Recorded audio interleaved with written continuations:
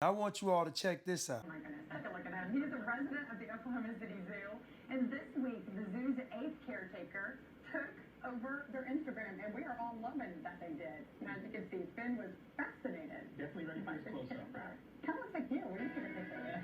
Kind of does, actually, yeah. She literally said this man looked like a gorilla on television, like it was nothing. She said he looked like a gorilla, like it was nothing. Listen, man, I can't make this stuff up.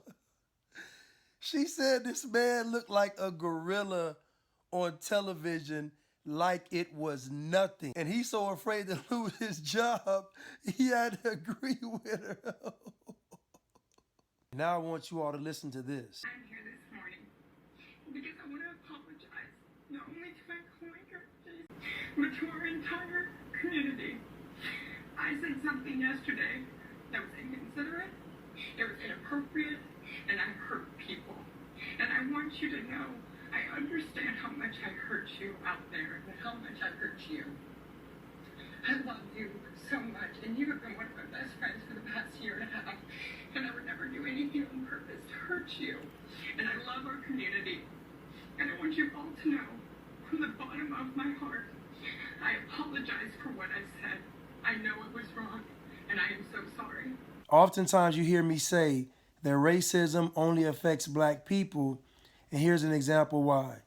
There is no way on God's green earth that a black news anchor could get on television and say anything that was anti-Semitic, homophobic, or racist and keep a job. Now, we will be allowed to apologize, but everybody will be calling for the firing of a black news anchor that said something that was racist, anti-Semitic, or homophobic on television.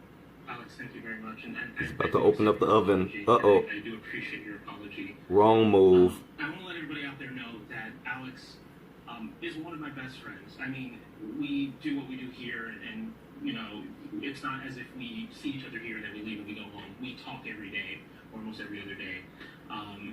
I've told you things. I've shared things with you as a friend, and I do appreciate you and I do love you. All that being said, and Alex will be the first to admit this to you, what she said yesterday was wrong. It cut deep for me, and it cut deep for a lot of you in the community. I've heard the phone calls, and I've heard the Facebook messages as well. And I guess coming out of this, I want this to be a teachable moment. And that lesson here is that words matter. There's no doubt about that. Changing demographics here in this country, the demographics are changing. We're becoming a more diverse country. And there's no excuse. We have to understand the stereotypes. We have to understand each other's backgrounds and the words that hurt, the words that cut deep. And we have to find a way to replace those words with love and words of affirmation as well. You know, what we do here as broadcasters, we use words. Words are the tools of our trade, much like a plumber would use a wrench or a doctor would use a scalpel. We use words. And our goal, and what we need to do, is use those words not to hurt and not to divide, but to build a more perfect union. And this is going to be a journey for us. We're learning things here. And we at KOCO5 hope that you join us along on this journey.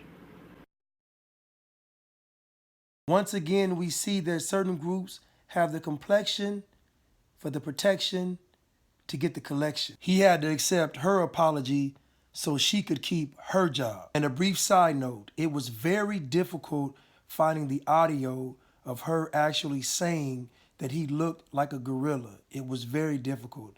They have gone through great lengths to protect this woman. Again, some people have the complexion for the protection to get the collection. Wait for Free Blanche, get money.